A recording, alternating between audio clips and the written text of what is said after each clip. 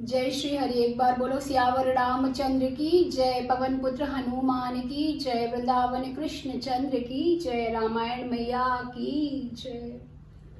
मंगल भवन अमंगल हारी, द्रवहु सुदशरथ अजिर बिहारी, कवन सो काज कठिन जग माही, जो नहीं होते ताते तुम पाही। पिता भवन जब गई भवानी, दक्ष त्रास काहू न सन्मानी। सादर भले ही मिली एक माता, भगिनी मिली बहुत मुस्काता। दक्ष न कछु पूछी कुशलाता, सीत ही बिलो की जरे सब गाता। सती जाई देखाऊ तब जागा, कतहु न दीख शंभु करे भागा। तब चित चढ़े जो शंकर कहेऊ, प्रभु अपमान समुझियुर दहेऊ।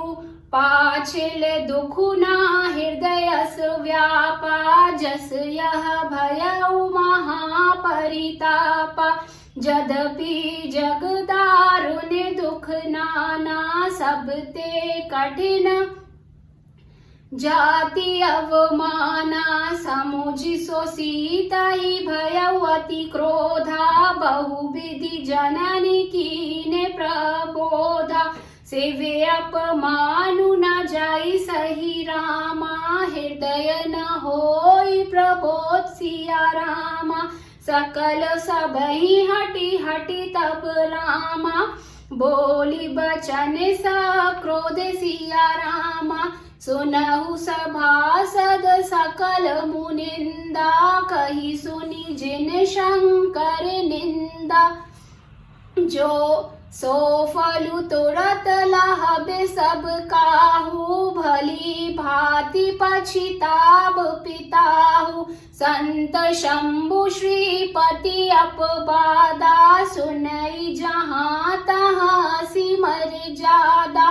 काटई तासु जीव जो बसाई, श्रवण मुदिनत चलई पराई। जगदात्मा महेशु पुरारी, जगत जनक सबके हितकारी।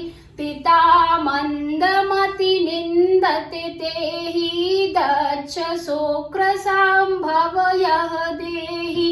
तजिहु तुरत देह तेहि हेतु, उर्धरि चंद्र मौलि वृष केतु। अस कहि जोग अग्नि तनु जारा, भयउ सकल मुख मख हाहाकारा।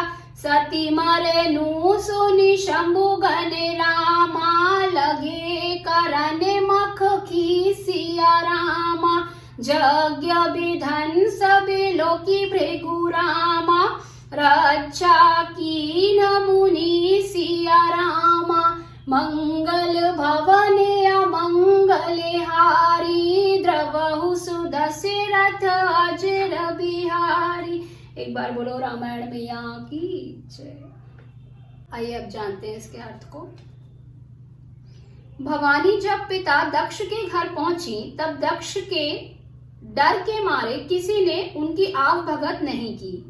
केवल एक माता भले ही आदर से मिली, बहिनें बहुत मुस्कुराते हुए मिली। दक्ष ने तो उनकी कुछ कुशलता तक नहीं पूछी। सती जी को देखकर उल्टे उनके सारे अंग जल उठे। तब सती जी ने जाकर यज्ञ देखा तो वहां कहीं शिव जी का भाग दिखाई नहीं दिया। तब शिव जी ने जो कहा था वह उनकी समझ में आया। स्वामी का अपमान समझकर सती का हृदय जल उठा।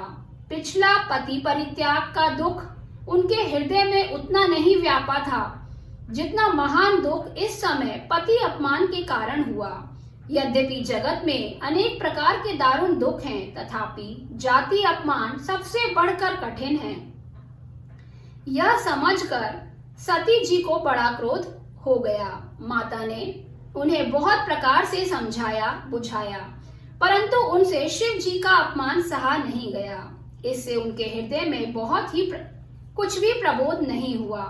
तब वे भारी सभा को हठ पूर्वक डांट कर क्रोध भरे वचनों में बोली, हे सभासदों और सब मुनीश्वरों, सुनो। जिन लोगों ने यहाँ शिवजी की निंदा की या सुनी है, उन सबको उसका फल तुरंत ही मिलेगा और मेरे पिता दक्ष भी भली भांति पछताएंगे।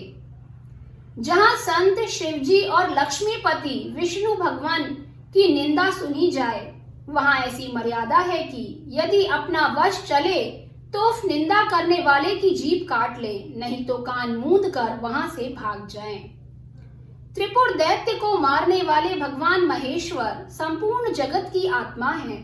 हे जगत पिता और सबका हित करने वाले हैं। मेरा मंद बुद्धि पिता उनकी निंदा करता है और मेरा यह शरीर दक्ष ही के वीर से उत्पन्न है। इसलिए चंद्रमा को ललाट पर धारण करने वाले वृषकेतु शिवजी को हृदय में धारण करके मैं इस शरीर को तुरंत ही त्याग दूंगी। ऐसा कहकर सती जी ने योगाग्नि में अपना शरीर भस्म कर डाला। सारी यज्ञशाला में हाहाकार मच गया। सती का मरण सुनकर शिवजी के गण यज्ञ विध्वंस करने लगे। यज्ञ विध्वंस होते देखकर मुनीश्वर भृगु जी ने उसकी रक्षा की।